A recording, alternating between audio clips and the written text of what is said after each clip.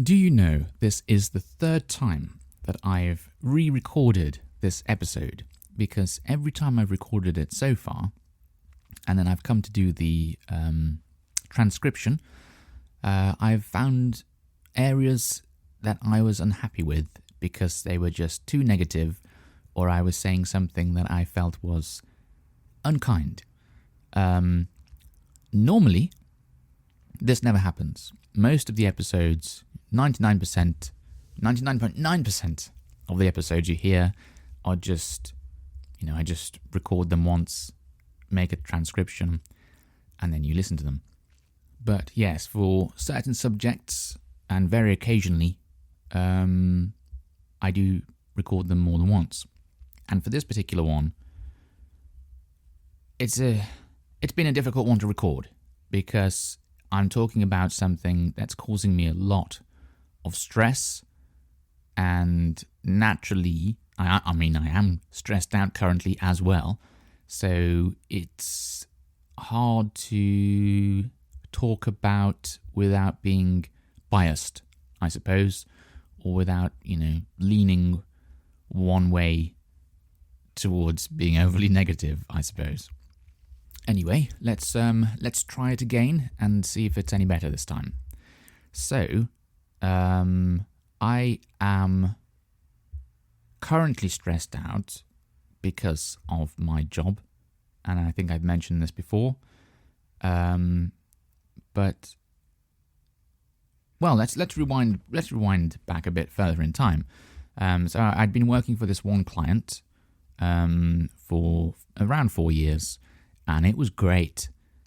I got on really well with everyone in the company, and especially one person whom I was working with. We got on really well, sort of like similarly minded people, I think. And it was really good. The client allowed me to move to Japan. They said, if you go over to Japan and you're on a different time zone, we can work with that. And it was really good. It was, I enjoyed the work mostly.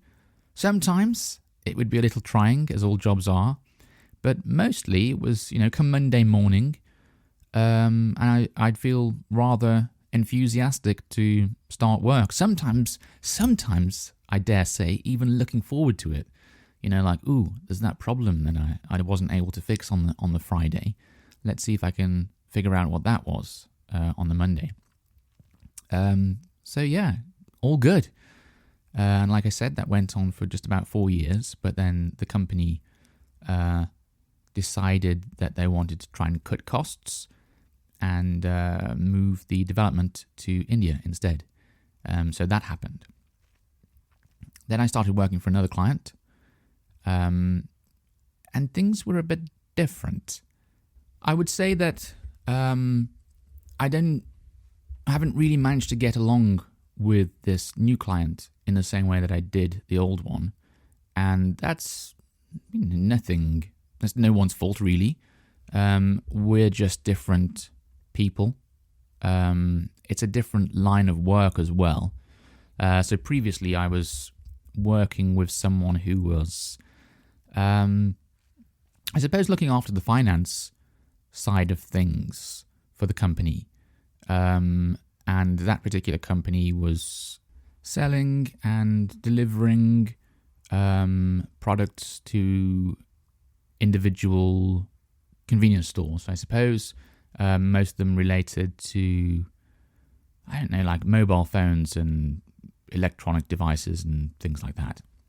My current client provides online booking service, customer relation management service, I think that's what you'd call it, software as a service to clinics that deal with, I was sort of tempted to say plastic surgery, but it's not. It's the kind of things like aesthetic treatments, Botox and all that kind of injections, toxin type injections, and maybe other procedures as well. I don't know. So it's a really different line of work with a really different type of client, and we've just not got along in the same way. And that's fine. That's what happens. To be perfectly honest, the relationship I had with the last client was pretty unique. We got along so well. It was more like being friends than being, like a client relationship. So that was weird, I suppose, but weird in a good way.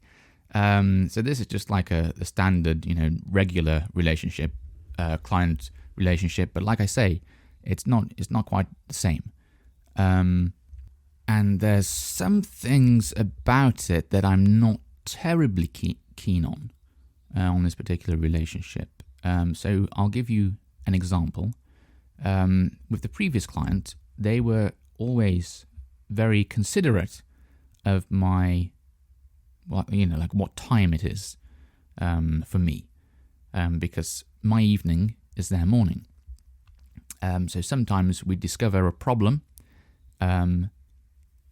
in my evening, their morning, and the client would say, "Oh, okay, we need to do something about this, but I know it's late for you, so let's just leave it till the next day." And I really liked that thoughtfulness. I really appreciated that. And so many times that this would happen, I'd say to them, "No, it's all right. I'll carry on working, and I'll see if I can get it fixed before I finish today."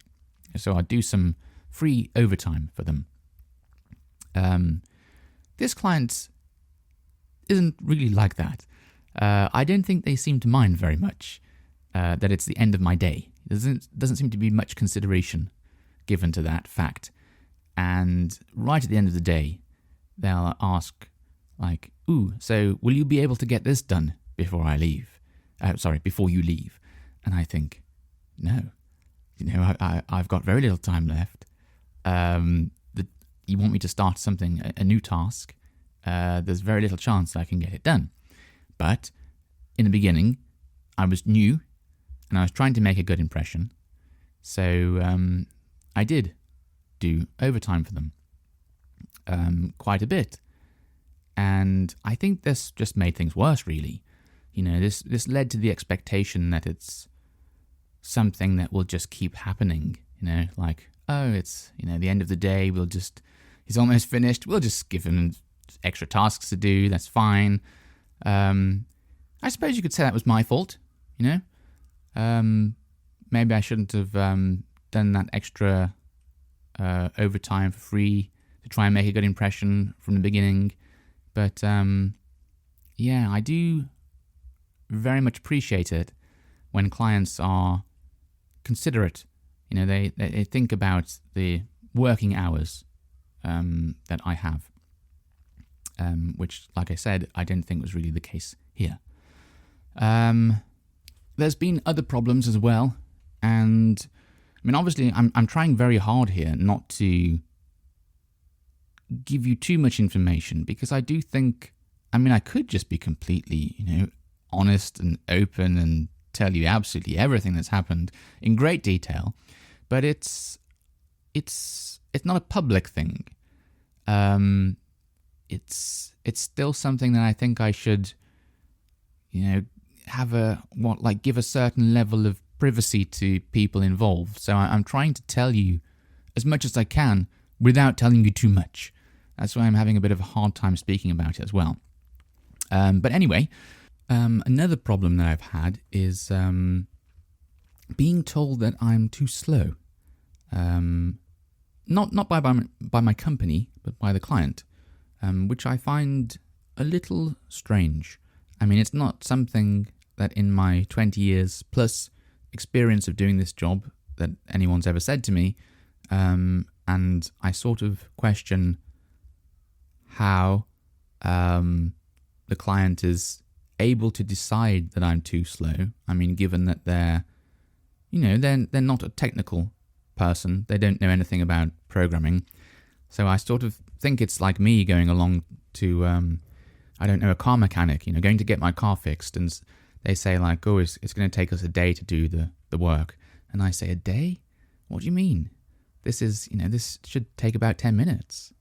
And I don't know anything about, what the fix involves. I don't know anything about the job they're trying to do, but I just tell them, I think, I feel it should take this long. And I'm not really sure what might be causing that. I'm wondering if perhaps my company have oversold me, said we've got this senior developer and he's got all this experience, so he's going to be faster than the others working on the project or something. I don't know what they've said. So that might be the cause.